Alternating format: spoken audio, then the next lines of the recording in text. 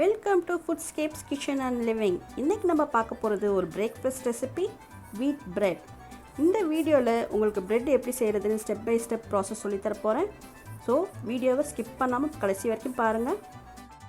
இந்த ரெசிபிக்கு தேவையான பொருள்: ஒரு 500 கிராம் வீட் floor, 50 gram soft butter, 3 table spoon sugar, 1 teaspoon salt, 1 cup warm milk, 2.25 teaspoon east, 3/4 கப்லேருந்து 1 cup வரைக்கும் தேவையான அளவு வாட்டர். இப்போ நம்ம ரெசிபிக்குள்ளே போகலாம். நம்ம சேனலை ஃபஸ்ட் டைம் பார்க்குறவங்க சேனலை சப்ஸ்கிரைப் பண்ணிக்கோங்க. கூடவே அப்டேட்ஸ்க்கு பெல் ஐக்கான் கிளிக் பண்ணிக்கோங்க. நம்ம ஃபேஸ்புக் பேஜை ஃபாலோ பண்ணிக்கோங்க. இப்போ ஃபர்ஸ்ட் ஸ்டெப், நம்ம ஈஸ்ட் ஆக்டிவேட் பண்ணணும். அதுக்கு ஒரு பவுலில் நம்ம வார்ம் மில்க் சேர்த்துக்கலாம். மில்க் வார்மாக இருக்க மாதிரி பார்த்துக்கோங்க. ரொம்ப சூடாக இருக்கக்கூடாது, ரொம்ப சில்லுன்னு இருக்கக்கூடாது. தொட்டு பார்த்தா பொறுக்கிற அளவுக்கு இருக்கணும். அதில் சுகர் ஆட் பண்ணி நல்லா கொஞ்சம் டிசால்வ் பண்ணிக்கோங்க. இப்போ இது கூடவே வச்சுருக்க ஈஸ்டையும் சேர்த்து நல்லா கொஞ்சம் மிக்ஸ் பண்ணி விட்டுக்கலாம். இப்போ இந்த ஈஸ்ட் ஆக்டிவேட் ஆகிறதுக்கு ஒரு 3 to 5 மினிட்ஸ் ஆகும். அது வரைக்கும் நம்ம ஒரு மூடி போட்டு கவர் பண்ணி வச்சிடலாம். அது டிஸ்டர்ப் பண்ண வேண்டாம். பாருங்கள், இப்போ ஒரு 5 மினிட்ஸ் ஆச்சு.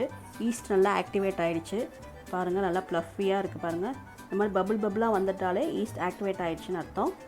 இப்போ இதில் நம்ம வச்சுருக்க ஃப்ளோரை சேர்த்துக்கலாம். நம்ம வீட் ஃப்ளோர் இதில் ஆட் பண்ணிக்கலாம். இது ஒரு 4 கப் ஃப்ளோர், ஒரு 500 கிராம்ஸ் வரும். இது கூடவே சால்ட்டையும் இதை ஆட் பண்ணிக்கலாம். ஆட் பண்ணி லைட்டாக கொஞ்சம் மிக்ஸ் பண்ணி விட்டுக்கோங்க. இப்போ நம்ம வச்சுருக்க சாஃப்ட் பட்டரையும் இதில் சேர்த்துக்கலாம். பட்டர் வந்து ரூம் டெம்பரேச்சரில் இருக்கணும். செய்யறதுக்கு முன்னாடி ஒரு 1/2 hour to 1 hour முன்னாடி எடுத்து வச்சுருங்க. இது தொட்டு பார்த்தீங்கன்னா நல்லா சாஃப்டாக இருக்கணும். அதையும் போட்டு நல்லா கொஞ்சம் மிக்ஸ் பண்ணி விட்டுக்கோங்க. இப்போ இந்த மிக்சருக்கு தேவையான அளவு தண்ணி, 3/4 கப்லேருந்து 1 கப் சொல்லியிருந்தேன் இல்லையா. தண்ணி வந்து உங்கள் மாவுக்கு ஏற்ற மாதிரி டிஃபர் ஆகும். ஒரு சில நேரத்தில் 1/2 கப் கூட போதும், ஒரு சில நேரத்தில் 1 கப்புக்கு தேவைப்படும். இந்த மாதிரி ஸ்டிக்கி டோவை நல்லா பிசைஞ்சு வச்சுக்கோங்க. இப்போ இந்த டோவை ஒரு ஃப்ளாட் சர்ஃபேஸில் டஸ்ட் பண்ணிவிட்டு அதில் போட்டு நல்லா க்ளீன் பண்ணிக்கலாம். நல்லா பிசைஞ்சு விட்டுக்கணும். நல்லா கொஞ்சம் ஸ்ட்ரெச் பண்ணி பிசைஞ்சு விட்டுக்கோங்க. நீங்கள் ஃப்ளாட் சர்ஃபேஸ் யூஸ் பண்ணிக்கலாம், இல்லாட்டி இந்த மாதிரி பெரிய பிளேட் இருந்தால் கூட யூஸ் பண்ணிக்கோங்க. நான் இன்றைக்கி பிளேட் தான் யூஸ் பண்ணிகிட்ருக்கேன். கொஞ்சம் ஒரு 10 to 15 மினிட்ஸ் ஆகும் இது நல்லா ஸ்ட்ரெச் பண்ணி பிசைகிறதுக்கு.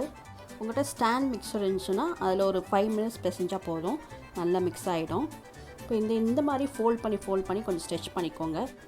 நீங்கள் எந்த அளவுக்கு க்ளீன் பண்ணுறீங்களோ அந்த அளவுக்கு உங்களுக்கு ப்ரெட் நல்லா சாஃப்டாக வரும்.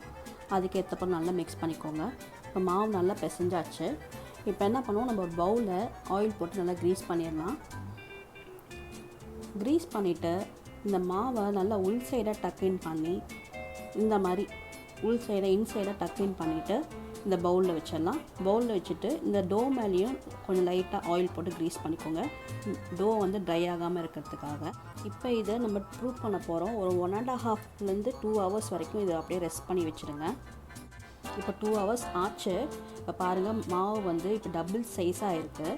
இப்போ இதை வந்து ஒரு பிளேட்டில் திரும்ப ட்ரான்ஸ்ஃபர் பண்ணிக்கலாம். ட்ரான்ஸ்ஃபர் பண்ணிவிட்டு லைட்டாக கொஞ்சம் க்ளீன் பண்ணிவிட்டு இதை ஸ்ப்ரெட் பண்ண ஆரம்பிச்சிடுங்க. ரொம்ப அழுத்தி பிசைய வேணாம், லைட்டாக பண்ணால் போதும். இப்போ இதை ஸ்ப்ரெட் பண்ணிடலாம். இப்போ உங்கள் டின் சைஸ் என்ன சைஸ் இருக்குதோ அந்த அளவுக்கு நீங்கள் ஸ்ப்ரெட் பண்ணிவிட்டு இதை ரோல் பண்ண ஆரம்பிச்சிடுங்க. இப்போ இந்த எட்ஜஸில் வரும்போது லைட்டாக பிஞ்ச் பண்ணி இதை சீல் பண்ணிடலாம். இப்போ நம்ம டோ ரெடி ஆகிடுச்சு. நம்ம இப்போ ப்ரெட் டின்னை ஆயில் போட்டு க்ரீஸ் பண்ணிடலாம். நல்லா க்ரீஸ் பண்ணிவிட்டு இந்த டோவை இதில் ப்ளேஸ் பண்ணிடலாம். ப்ளேஸ் பண்ணிவிட்டு இது திரும்ப நம்ம ப்ரூவ் பண்ண போகிறோம். அதுக்காக திரும்ப ஒரு கவர் இல்லாட்டா ஒரு கிளாத் போட்டு இதை கவர் பண்ணிவிடுங்க.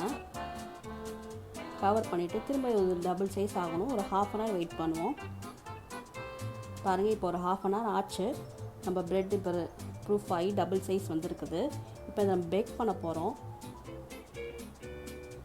அதுக்கு முன்னாடி இந்த டோ மேலே ட்ரை ஆகாமல் இருக்கிறதுக்காக ஆயில் போட்டிருக்கேன்.